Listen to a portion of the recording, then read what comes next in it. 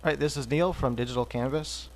Check out my website. I have a bunch of the free videos that you can check out there. Though the free video lessons on my website are all in real time. This here is just a video commentary, so it's not in real time. And if they're just video, if they're commentaries, if they're sped up tutorials, they'll say it on it that it's sped up. But most of them are all real time. Right, so I just want to explain first what you just saw a moment ago there. And this is a drawing by Ebas on DeviantArt. I just really like his talent and style, and I wanted to see what this piece looked like in color. Very few of his artwork is actually in color, so I wanted to color one of my favorite pieces by him. So the first thing you saw me do is I first erased some part of the background that I didn't like. I thought it distracted from the piece, even in the drawing, and it would have did more so in the color version. And then I took that drawing layer and I set it to multiply, and that gets rid of the white. So I have two layers, a white layer underneath the drawing layer, then I set the drawing layer to multiply. And then I go to levels and I adjust the blacks to the left and I adjust the whites to the, or excuse me, I adjust the blacks to the right, and I pull the light triangle to the left. And what this does is it makes it more like a pin drawing, so it just gets rid of all the grays and stuff and just isolates the line drawing. And then I work on the layer underneath the line drawing and do the background. I drop in the sky and the ground. That way I just have the base colors I know I'm going to be working with. And then I start working on the building on a separate layer just in case I mess up.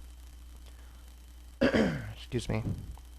And with that building in the background, I add a lot of the sky colors and stuff into the building, just here and there, into the base color, into the highlights, and so forth. You really want to unify all your colors. Use like a small palette. So reuse all your colors. Reuse the highlight in the sky on everything, the skin, and so forth. Reuse it on the tree. I do the same thing. I start with my base color for the tree, which is kind of a brownish color, and then I add a little bit of the red for the shadows. And then I go in with a little bit of purple, and then I go with like a really diffused purple, a desaturated purple, which is almost the same color I use for the deep shadows in the skin tone. And I even add some of the sky tone highlights into the tree. Even add a little bit of green into the tree. You just really can mess around with colors, when you're doing things like trees and stuff. It makes it look more real. Even with a cover art, for a comic or whatever, you still want the colors to look kind of realistic. It'll just set it apart from other color works. Makes it look a little less cartoonish.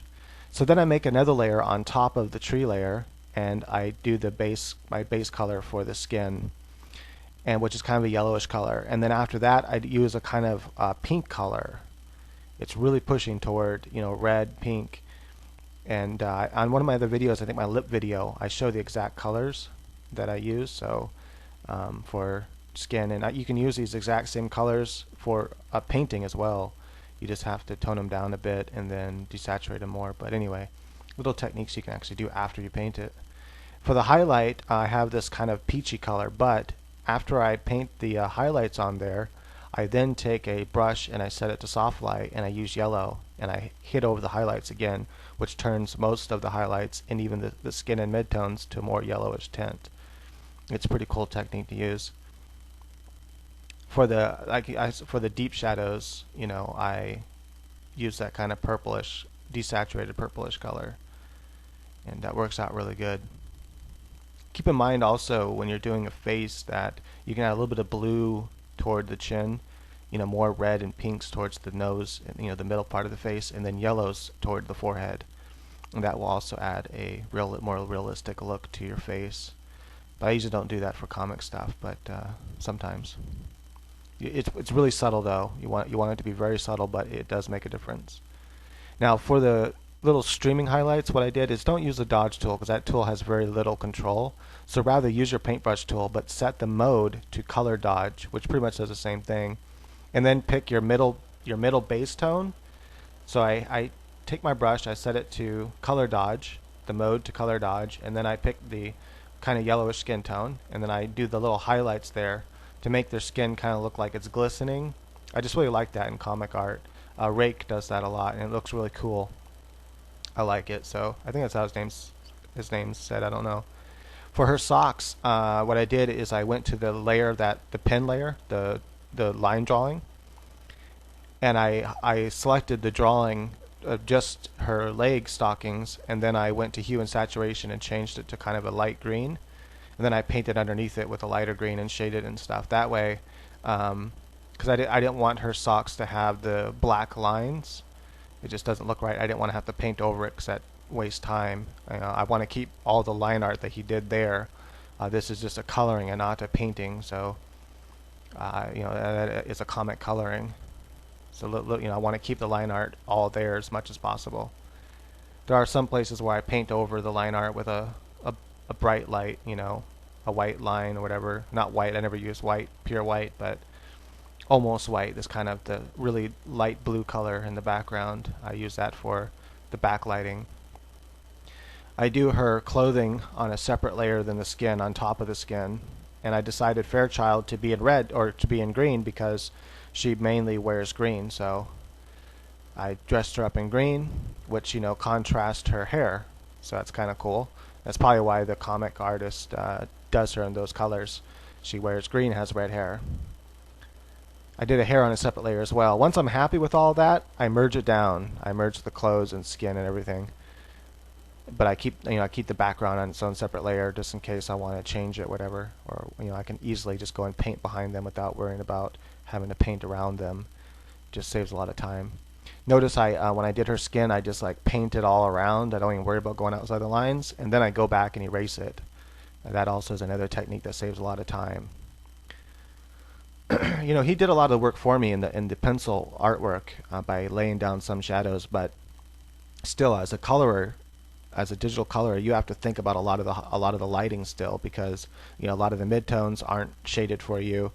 You know what direction the light's coming from because he's already imagined that, but you still have to imagine how that direction is going to affect everything once it's digitally colored. Where the highest spots are going to be, which are typically going to be on the highest part of the cheek, the nose, and the highest part of the arms and legs and stuff. Just imagine them as cylinders, and then where the highest part of the light will be on arms and everything.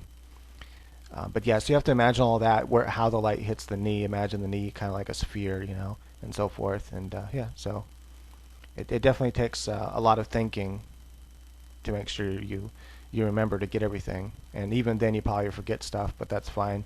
Most people will look at it and say, "Hey, it looks cool." So even if you end up forgot something, it's fine. Or even if you end up forgetting something. Now, what I did with her skirt and her clothes is, I know that she likes pink and purples and blacks, so I decided to go with this kind of purple black for her clothing. And first on one layer I did the highlights in purple, and then on a layer underneath that I did black. So that was kind of it was an easy way to do that. How you see the colors just suddenly filling in there is I outline the shape first with the pen brush, and then I filled in with the paint bucket, and then I go in and fill in the white lines that are left after that.